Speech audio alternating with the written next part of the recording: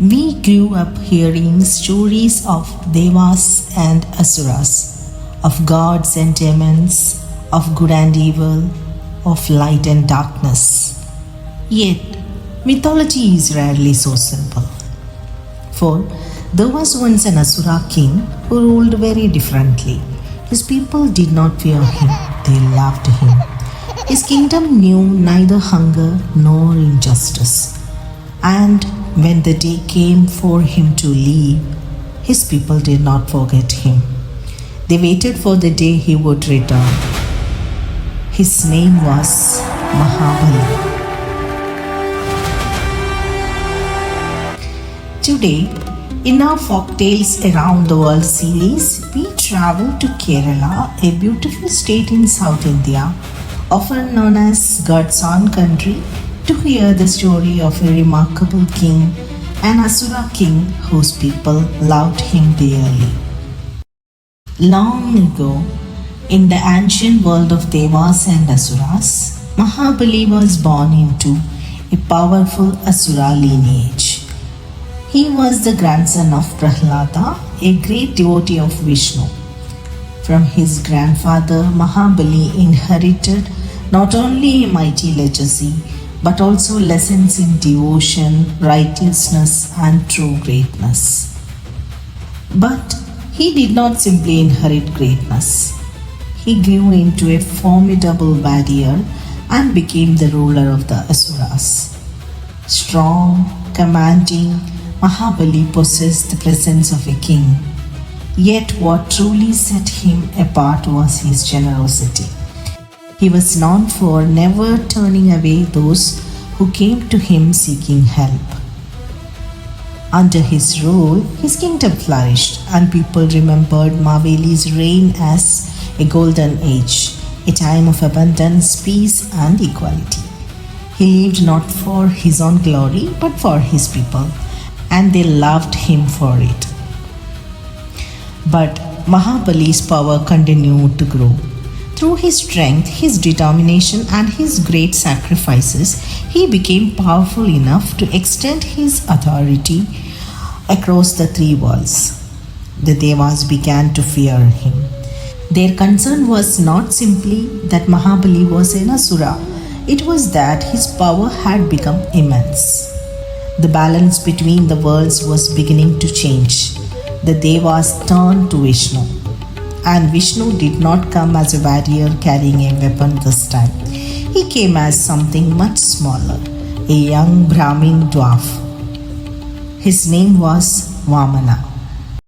At that time, Mahabali was performing a great sacrifice.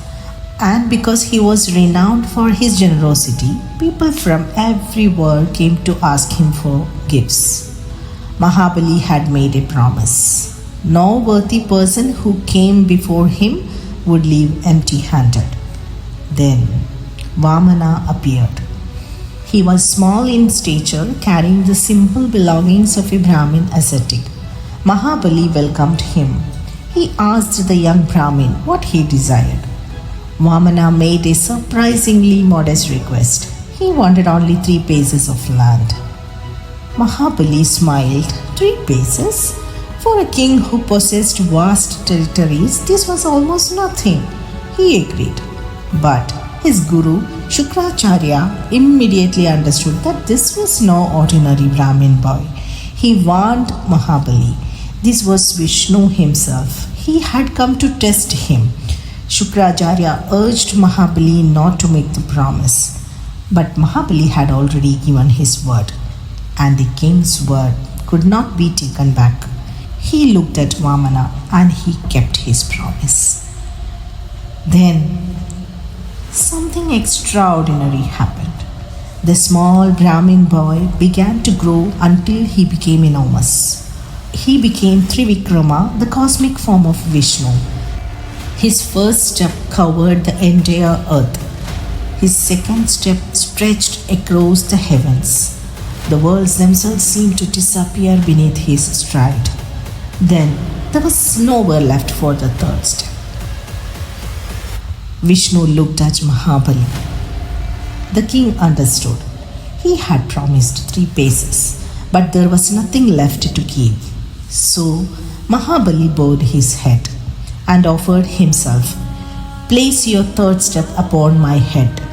Vishnu placed his foot upon Mahabali's head. The mighty king was sent down to Sutala, the realm beneath the earth.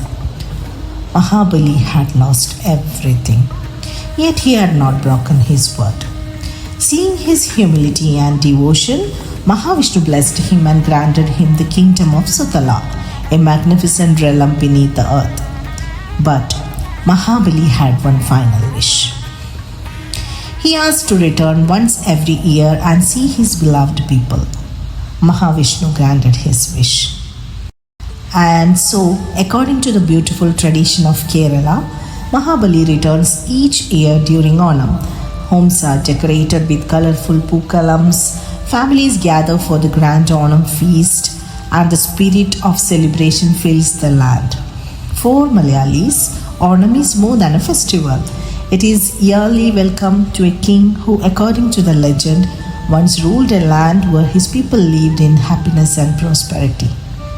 And perhaps that is why every year when the flowers are arranged and the celebrations begin, Kerala remembers its beloved king once again. Mahabali returns. And that brings us to the end of Mahabali's story. Thank you for joining me on this journey through one of the Kerala's most beautiful legends.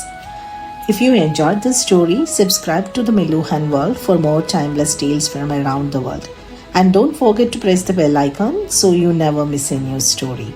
Until we meet again, keep listening, keep wondering, and keep the stories alive. Thank you for being a part of Meluhan.